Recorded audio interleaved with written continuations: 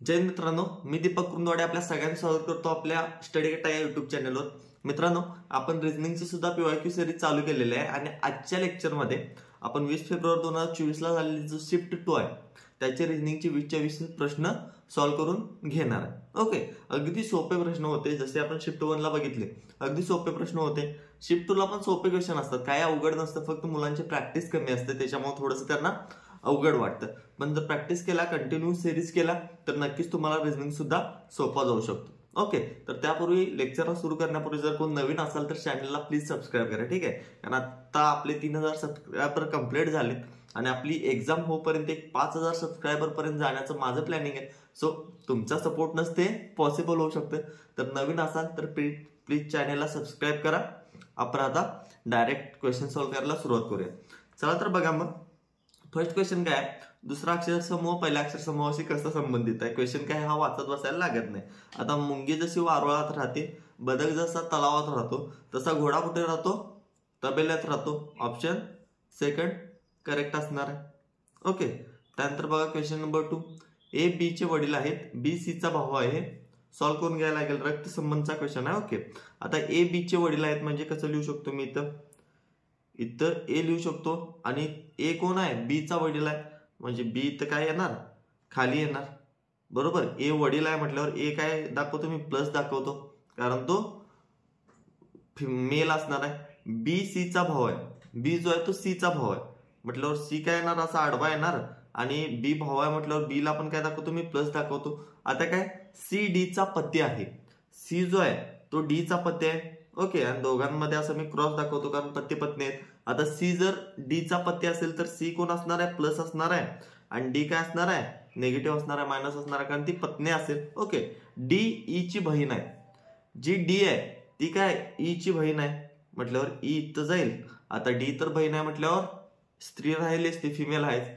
E F ची आई आहे, E जी आहे ना ती एफ ची आई आहे म्हटल्यावर एफ कुठं जाणार, इथं खाली जाणार, आणि ई आई आहे म्हटल्यावर ई काय असणार, निगेटिव्ह असणार।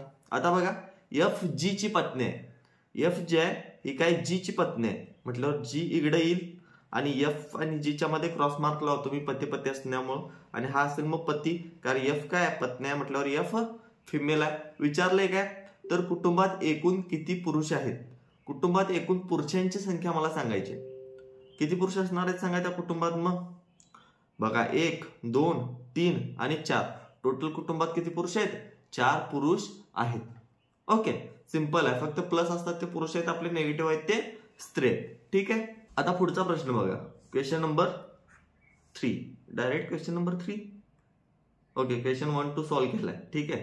क्वेश्चन नंबर 3 बघा, मालिका चालू ठेवायची असेल तर प्रश्नचिन्हाच्या जागी कोणती आकृती येईल। आता बघा, हे पण सिंपल आहे, काय अवघड नाही, ठीक आहे। काय काय आहे बघा, आपल्याला आकृती चालू ठेवायची आहे तर काय करायला लागेल, सगळ्यात पहिला मी काय करतो, आता इकडे जो व्हाईट बाण आहे, ओके व्हाईट जो बाण आहे तो काय झाला, पहिला इकडे आहे, आता या साईडला आलाय, नंतर परत या साईडला गेलाय, परत इकडे आहे।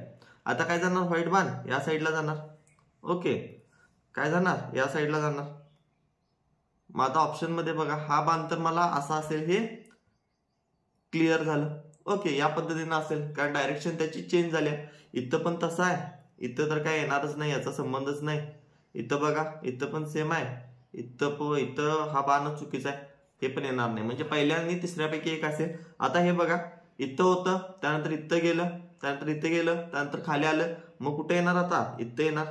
ओके, इथं कुठे दिसते बघा दोन्हीमध्ये, इथं हा याच्यात ऑप्शन 3 मध्ये, कारण हा तर नसणार आहे माझं, म्हणून ऑप्शन 3 माझा काय असेल, बरोबर असेल। त्यानंतर पुढचा क्वेश्चन बघा, क्वेश्चन नंबर 4। आता एक एक डायग्राम तुम्ही चेक करा, ठीक आहे। एक एक डायग्राम आपण काय करूया, चेक करूया। सगळ्यात पहिला बघा, हा जो त्रिकोण आहे हा काय झाला, इथं पहिला एक घर पुढे आला, त्यानंतर यामध्ये बघा 2 घर पुढे गेला तो, ठीक आहे, इथं आला नाही, डायरेक्ट इथं गेला, आणि त्यामध्ये काय केलंय, इथं होता ना 1 2 3 घरं पुढे गेलाय, म्हणजे आता जाताना तो काय होईल माहित आहे, 4 घरं पुढे जाईल, काय होईल, 4 घरं पुढे जाईल। मग जो इथं आहे तो आता कुठे जाईल, 1 2 3 4, परत काय होईल, या कॉर्नर मध्ये येईल, म्हणजे त्रिकोण काय होईल, आता या कॉर्नर मध्ये येईल परत, ठीक आहे। ऑप्शन मध्ये कुठे दिसतोय, 3 ऑप्शन मध्ये आहे, पहिल्यामध्ये नाही आहे, पहिले कॅन्सल करूया। आता त्रिकोण झाला, त्यानंतर गोल बघा, ठीक आहे, राऊंड बघा, पहिला इथं होता, त्यानंतर एक घर पुढे आला, परत एक आला, परत एक आला, आता काय होईल, परत एक जाईल सर इथं येईल. आता याच्यात हा तर कॅन्सल झाला, याच्यात एकातच दिसतोय मला इथं, बाकीच्या दोन्हीत थर्ड नंबरला आहे. त्याच्यामुळं ऑप्शन माझा बी जो असणार आहे किंवा ऑप्शन माझा सेकंड जो असणार आहे तो काय करेक्ट आहे. क्लिअर. आता पुढचं बघा क्वेश्चन नंबर 5. क्वेश्चन नंबर 5 मध्ये काय दिलंय बघा, 40 से 10B 8C आणि 15ची व्हॅल्यू 65 आहे. ज्यावेळेला असं दिलं जातं ना त्यावेळेला एकतर या सगळ्यांचा गुणाकार असतो किंवा ABC या ठिकाणी आपल्याला अधिक वजा ही चिन्ह प्लेस करायला लागतात. आता मी काय करतो, काय दिले त्यांनी 40A 10B 8C आणि 15 बरोबर काय दिले त्यांनी 65 दिले. मग आता मला ABC च्या ठिकाणी अशी कोणती चिन्ह ठेवायला पाहिजेत जेणेकरून माझं उत्तर 65 येईल. तर इथे काय करू शकतो बघा, मी जर बेरीज केली 40 आणि 10 50 50 अधिक 15 58, म्हणजे बेरीज तर ठेवून चालणार नाही. समजा या दोघांचा गुणाकार केला मी 40 गुणले 10 400 भागिले 8 50 अधिक 15 बरोबर. इथे काय करू शकतो मी, ए च्या ठिकाणी ना मी काय करतो गुणाकार ठेवतो, बी च्या ठिकाणी भागाकार ठेवतो आणि सी च्या ठिकाणी बेरीज ठेवतो. बघा आता 40 गुणले 10 ओके भागिले काय होईल 8 आणि अधिक 15 बरोबर 65 येते का बघा. 8 1 8 8 5 40 5 गुणले 10 50 अधिक 15 काय होईल 65 होईल. म्हणजे सर मी काय करू शकतो, ए च्या ठिकाणी गुणले, बी च्या ठिकाणी भागाकार आणि सी च्या ठिकाणी प्लस ठेवू शकतो. सेम इथं करा. इथं जर मी समजा गुणले ठेवलं, इथं भागाकार ठेवला, इथं भागाकार ठेवला आणि इथं बेरीज ठेवली, काय होईल इथं बघा 3 त्रिक 9 3 1 3 3 1 3 3 15 5 10 50 अधिक 20 70 म्हणजे आपलं बरोबर आहे. आता सेम इथे करा, काय सांगितले त्यांनी 7A 9B आणि 3C 8 याचं मला सॉल्व्ह करायचं आहे. आता सिंपल आहे, इथं सर गुणाकार असेल, इथं भागाकार असेल, इथं बेरीज असेल. 3 1 3 3 त्रिक 9 7 त्रिक 21 अधिक 8 29 सर ऑप्शन कोणता आहे सी आहे, ऑप्शन 3 आहे. क्लिअर. सिंपल आहे, फक्त आपल्याला अधिक वजाबाकी प्लेस करायचं होतं. इथं बघा इंग्रजी शब्दकोशाप्रमाणे आपल्याला काय लावायचं आहे, सिक्वेन्स लावायचा आहे. डिक्शनरी ऑर्डर प्रमाणे आपल्याला सिक्वेन्स लावायचा आहे. आता पहिला कॉमन आहे ते कॅन्सल करू. आता मला सगळ्यामध्ये एलई कॉमन दिसतंय, सगळ्यामध्ये काय दिसतंय एलई कॉमन दिसतंय, म्हटल्यावर मी एलईचा विचार करणार नाही. आता काय बघा सगळ्यामध्ये टी आहे आणि याच्यामध्ये यस आहे. मग मला सांगा पहिला डिक्शनरीत यस येईल काय टी येईल. यस किती नंबर असतं 19 नंबर आणि टी किती नंबर असतं 20 नंबर. त्याच्यामुळे सगळ्यात पहिला सर काय येईल 5 नंबरचा येईल, म्हणून मी 5 कॅन्सल करतो. 1 नंबरला माझा 5 असेल. आता ऑप्शन मध्ये 5 दोघांचा आहे, हे दोन ऑप्शन नसतील, पहिला आणि चौथा दोन्हीपैकी एक असेल. आता त्यानंतर बघा इथं टी आहे, इथं टी आहे, इथं टी आहे, सगळ्या ठिकाणी टी आहे म्हटल्यावर टी टी टी कॅन्सल करतो सगळ्या ठिकाणचं. आता बघा इथं कायच नाही, पण इथं एच आहे, इथं टी आहे, इथं एच आहे.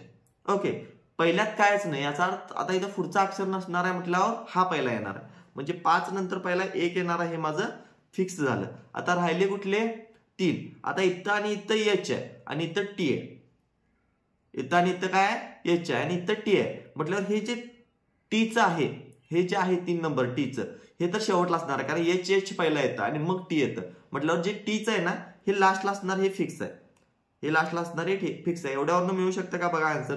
नाही रे, 51 दोन्हीपैकी पण आहे म्हटल्यावर मधली दोन पण आपल्याला काढायला पाहिजेत. आता इथं पण एच आहे, इथं पण एच आहे, इथं पण ए आहे, इथं पण ए आहे. आता इथं आर आहे, आर असता 18 नंबर आणि इथं एल आहे, एल आहे म्हटल्यावर काय येईल सांगा. एल किती नंबर असतं 12 नंबर. एल 12 नंबर असतं. आता 18 पहिला येते काय 12 म्हटल्यावर सर पहिला येणार 4, त्यानंतर येणार 2, 5 1 4 2 3. ऑप्शन फर्स्ट माझा बरोबर असणार आहे. त्यानंतर पुढे बघा, आता हा थोडासा मोठा क्वेश्चन दिसायला दिसतोय पण सॉल्व्ह करून बघूया. रीना, कविता, रमन, उमेश, रोहित, विकास, मोनिका आणि प्रिया या 8 व्यक्ती एका चौकोनी टेबलाभोवती अशा प्रकारे बसल्या आहेत की प्रत्येक बाजूला 2 व्यक्ती बसतील. म्हणजे त्यांनी काय सांगितलंय बघा, एक एक आपण मांडणी करून घेत जाऊया तशी. आता एक चौकोनी टेबल आहे, एक चौकोनी टेबल आहे आणि चौकोनी टेबलाभोवती ना 8 व्यक्ती अशा बसले आहेत की प्रत्येक बाजूला दोघे दोघे. म्हणजे इथं एक असेल, इथं एक असेल, इथं एक असेल, इथं एक असेल, इथं एक असेल, इथं एक असेल, इधर एक और इधर एक. ठीक आहे, ह्या 8 ठिकाणी 8 व्यक्ती असतील. आता त्यांनी काय सांगितलंय पुढे बघा, सर्व व्यक्ती टेबलच्या मध्यभागी तोंड करून बसलेले आहेत. बसवलं आणि त्यांना. रोहित उजवीकडे, रीना बसली आहे. आता सांगितले तरी रोहितच्या उजवीकडे रीना बसली आहे म्हणून. आता समजा मी इथं जर रोहित घेतला, रोहितला आरओ लिहितो आणि रीनाला आरई लिहितो मी. ठीक आहे, रोहितच्या उजवीकडे, मग रोहितची उजवी बाजू कुठली? ही राईट असेल, ही लेफ्ट असेल. रोहितच्या उजवीकडे कोण आहे? रीना आहे म्हटल्यावर इथं काय लिहितो मी? आरई रीना. ठीक आहे, त्यानंतर बघा पुढे काय सांगितलंय ते, आणि दोघेही एकाच बाजूला बसले आहेत म्हणजे काय विषय नाही, बरोबर आहे आपलं. मोनिका कविताच्या डावीकडे दुसऱ्या स्थानावर बसलेल्या व्यक्तीकडे तोंड करून बसली आहे. आता त्यांनी सांगितले कविताच्या डावीकडे, आणि मोनिका आणि कविता दोघांपैकी एकटीचं पण स्थान मला माहित नाही, त्याच्यामुळे मी आता यांचा विचार करत नाही. आता पुढे काय सांगितले, मोनिका रीनाच्या उजवीकडे किती आहे? 4थ्या स्थानावर बसली आहे. आता इथं मोनिकाचं सांगितलंय मला, रीनाच्या उजवीकडे 4थ्या स्थानावर.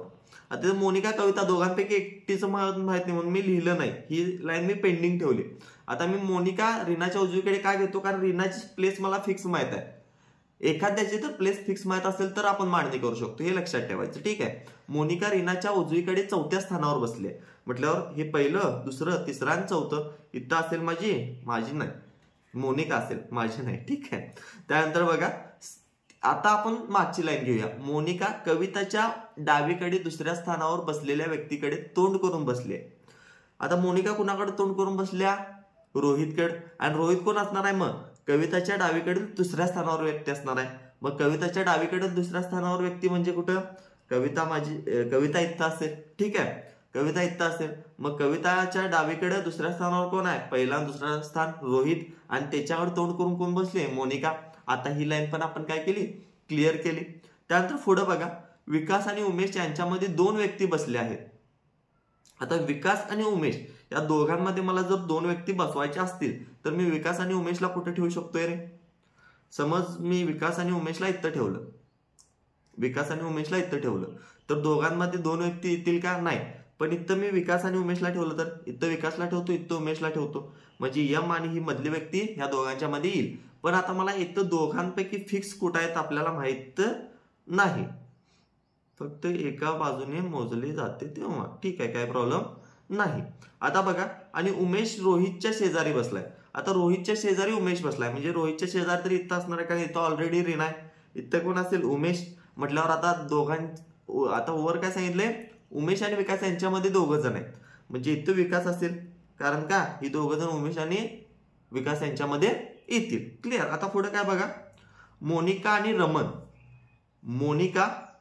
रमन यांच्यामध्ये एकच व्यक्ती बसते. आता मोनिका आणि रमन यांच्यामध्ये एक व्यक्ती जर मला बसवायची असेल, इथं जर मी रमन घेतला तर मध्ये कोण येईल का? नाही. पण इथं जर मी रमन घेतला, RAM, रमनला RAM लिहितो मी, रमन घेतला तर मध्ये कोण येईल? एकच व्यक्ती येईल. आणि राहिली कोण आता याच्यामध्ये? प्रिया राहिली. आता प्रिया इथं असेल. ठीक आहे, आता विचारलंय काय? मोनिका आणि रमन यांच्यामध्ये एकच व्यक्ती बसते. रमनच्या डावीकडून दुसऱ्या स्थानावर कोण बसले आहे? रमनच्या डावीकडून, रमनची डावी बाजू कुठली? ही राईट असेल, ही लेफ्ट असेल. दुसऱ्या स्थानावर, पहिलं स्थान आणि दुसरं स्थान कोण आहे? रीना आहे. ऑप्शन 3. क्लिअर. थोडंसं सेटिंग अरेंजमेंट असं अवघड असा क्वेश्चन नाही, फक्त लेंदी क्वेश्चन आहे. जर फास्ट करत गेला ना तर तुम्हाला टाइम मध्ये कव्हर होईल. आता मी तुम्हाला समजायला थोडंसं स्लो सांगितलं. ओके, फास्ट केला की टाइम मध्ये कव्हर होतं. चला नेक्स्ट क्वेश्चन बघूया. Question number 8. डावीकडून उजवीकडे क्रमाने ठेवल्यास आता काय? सिंपल आहे. काय करायचं आहे? GHIJK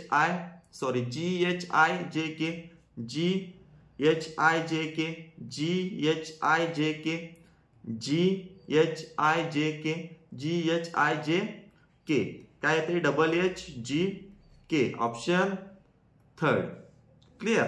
काय अवघड नाही यामध्ये. क्वेश्चन नंबर 9 बघा, दिलेल्या आकृतीमध्ये समावेश असलेली आकृती शोधा. चला, ही आकृती कशात दिसते? इथं तर दिसत नाही, इथं दिसते बघ. ठीक आहे, असा आहे, हे राऊंड आहे आणि ह्याच्यात असा आडवी लाईन आहे. हीच आकृती आहे काय? सेकंड. त्यानंतर बघा पुढचा क्वेश्चन नंबर 10. दिलेल्या मालिकेमध्ये प्रश्नचिन्हाच्या जागी कोणता संख्या येईल? आता मला इथं काय दिसते बघा, 2673 891 297. आता यांच्यातला फक्त मी डिफरन्स काढून घेतो, काय दिसेल मला आता 8-24 काय करू शकतो, 3 न भाग देऊ शकतो बघा. ठीक आहे, 3 न भाग दिल्यानंतर आय थिंक मला मिळेल हे. ह्याला समजा मी 3 न भाग दिला, 3 1 3, 3 8 24 उरलं 2. ओके, 3 9 27, 3 1 3 आलं काय 891. याला 3 न भाग द्या, 3 1 3, 3 2 6 उरलं 2, 3 9 27 उरलं किती 2 राहते, 3 7 21, 297 आलं काय. आता याला 3 न भाग द्या, 3 1 3, 3 3 9, 3 3 9, 33 ऑप्शन 3. क्लिअर. चला पुढे जाऊया. फक्त 3 न भाग दिला. आता विधान आणि निष्कर्ष आहेत. काय विधान आहे बघा, काही एच आर आहेत, काही एच आर आहेत, म्हणजे हा असा माझा एच असेल आणि हा माझा आर असेल, हा असेल एच, हा असेल आर, आणि काही एच आर आहेत म्हणून हे दोन्ही काय झालं, कंबाईन झालं. हे काय असणार आहेत, एच आणि आर दोघं मिळून असणार आहेत. त्यामध्ये कोणतेही पी एच नाही. आता पी चा एक माझा कॉलम असेल, पी चा एक माझा राऊंड असेल, पण पी जो आहे ना, या पी मध्ये कोणीही एच सामील होत नाही, म्हणजे पी आणि एच चा काहीही संबंध नाही. आर आणि पी चा असू शकतो, कारण त्यांनी दिलेलं नाही आहे का नाही संबंध ते, पण एच आणि पी चा दिलेला नाही आहे संबंध, त्याने नाहीच म्हणून सांगितलंय. त्याच्यामुळं एच आणि पी एकत्र येणार नाहीत. ओके, आपल्या देशात किंवा आपल्या राज्यात एक वेळ काँग्रेस बीजेपी एकत्र येऊ शकतं, पण इथे एच आणि पी एकत्र येणार नाहीत. ओके, तर बघा आता सॉल्व्ह करा. निष्कर्ष फर्स्ट काय, काही पी एच आहेत का, काही पी एच आहेत का, नाही सर, एकही पी एच नाही. पहिला निष्कर्ष तर चुकीचा आहे. काही आर पी नाही आहे, काही आर पी नाहीत, हे बरोबर असू शकतं.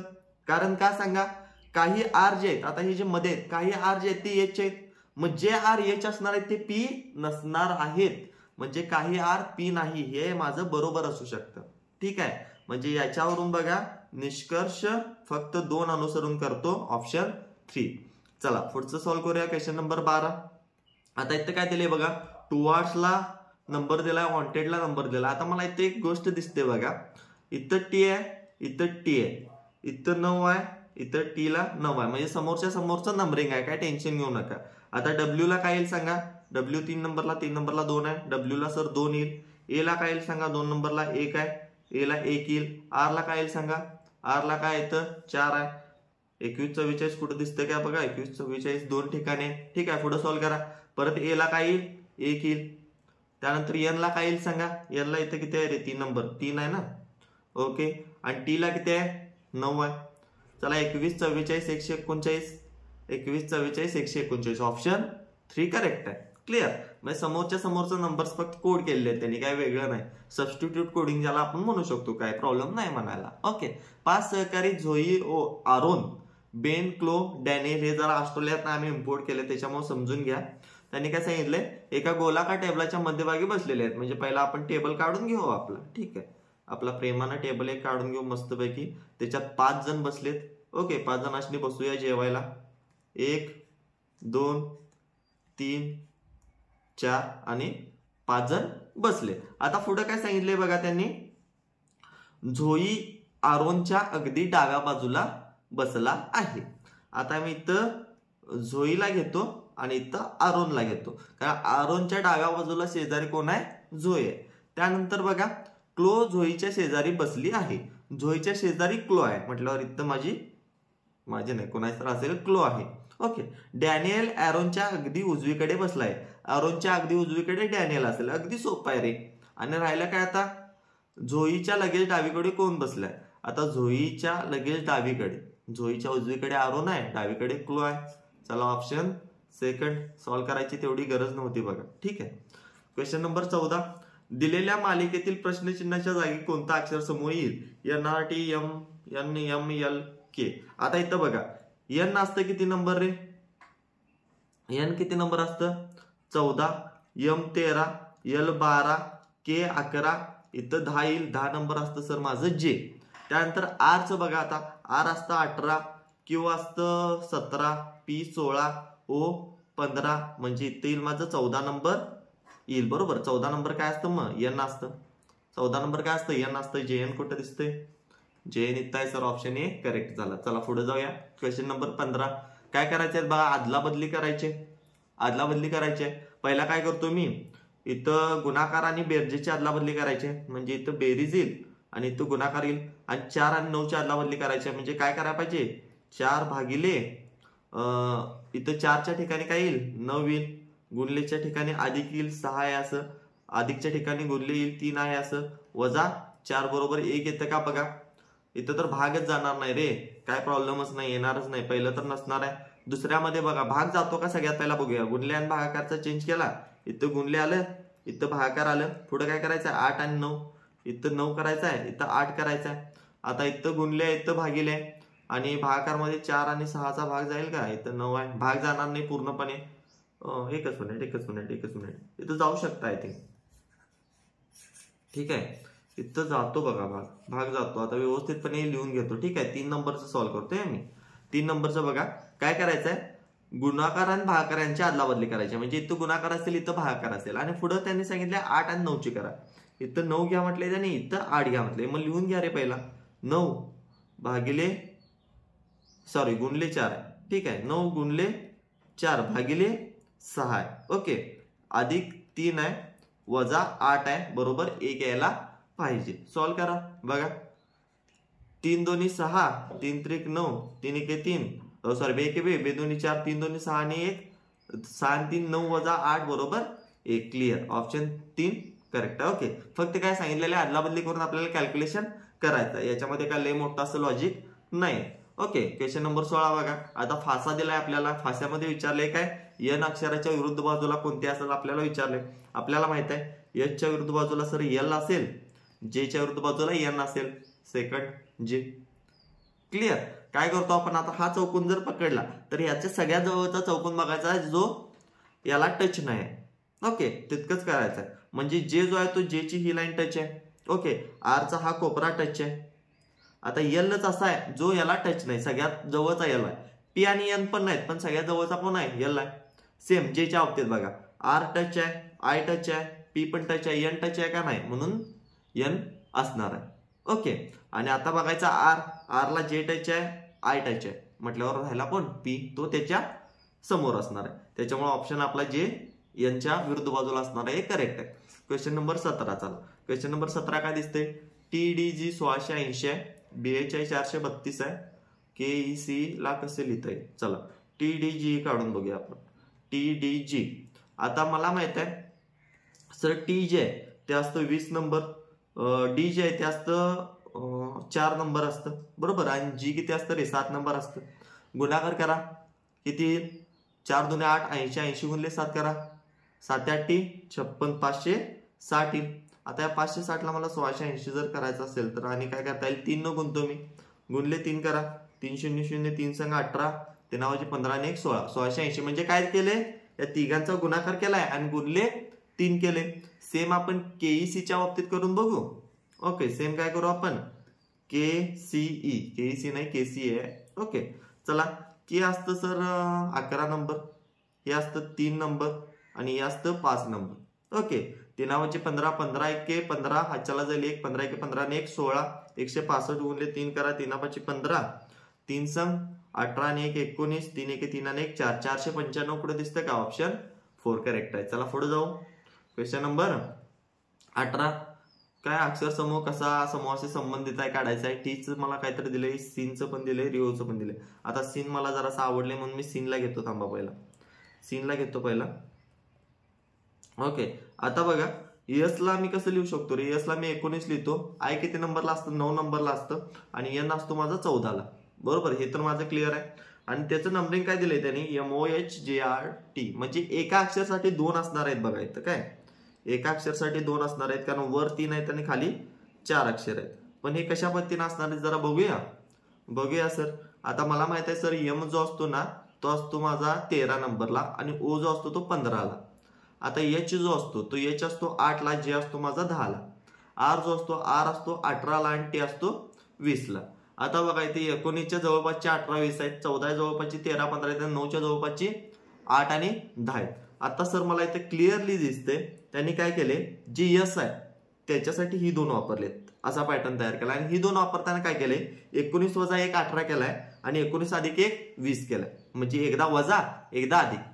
सेम यांच्या बाबतीत बघा 13 वजा 1 13 अधिक 1 सेम आयच्या बाबतीत 9 वजा 1 9 अधिक 1.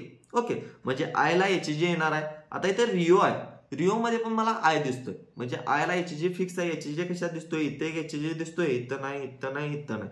पहिलं करेक्ट असणार आहे. सॉल्व्ह करून बघा, वाटलंच तर रिओचं सॉल्व्ह करा. आर आहे, आर किती आहे 18 नंबर, आर किती आहे 18 नंबर.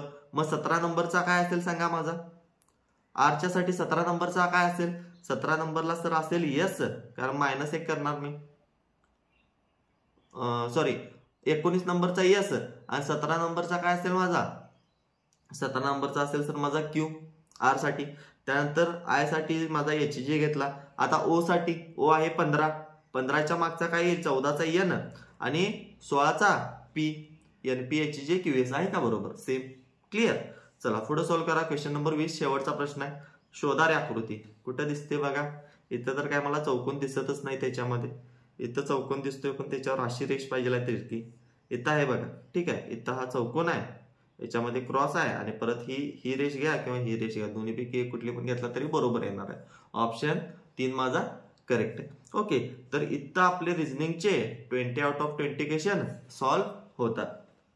याच्यावर एक गोष्ट लक्षात आली पाहिजे तुम्हाला, जे शिफ्टचे सुरुवातीचे पेपर असतात ना एक्झामचे, म्हणजे पहिले एक 4-5 दिवसाच्या शिफ्ट असणार आहे, त्यांचे जे पेपर असणार आहे ते सोपे असतात. ठीक आहे, म्हणजे शेवटच्या शिफ्टच्या तुलनेत बाकीची किती पण बोंबलली पेपर हाय तसा सेम येतोय, हे येतोय, काय नाही, काय लक्ष देऊ नका. ठीक आहे, तेव्हा सुरुवातीला पेपर सोपा येतो, शेवटला जसा पेपर जाईल तसा पेपर अवघड होत जातो.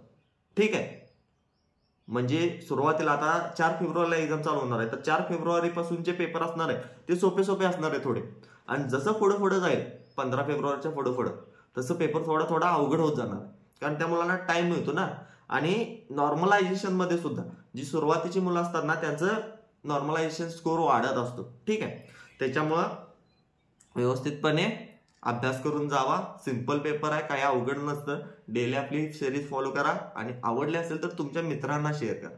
ठीक आहे, कारण का हे चॅनलचा मोटिव्ह किंवा इतकं सगळं फ्रीमध्ये करण्याचं युट्यूबवर कारण काय माझं, मराठी मुलांना समजलं पाहिजे. तुम्हाला अक्षरशः सांगतो मी बॅचचे लेक्चर संपवले, 2 टॉपिक राहिलेत बॅचचे. ठीक आहे, अजून 2 ते 3 टॉपिक राहिलेत, ते मी कव्हर करणार आहे. पण युट्यूबमध्ये मला सिरीज आणायचं कारण एकच होतं, कारण ज्या वेळेला मी पूर्ण फुल मॉक टेस्ट घेत होतो, ठीक आहे, गेले चांगले 15 ते 20 दिवस मी पहिला फुल मॉक टेस्ट घेतलेत अगदी फ्रीमध्ये आपल्या ॲपवर.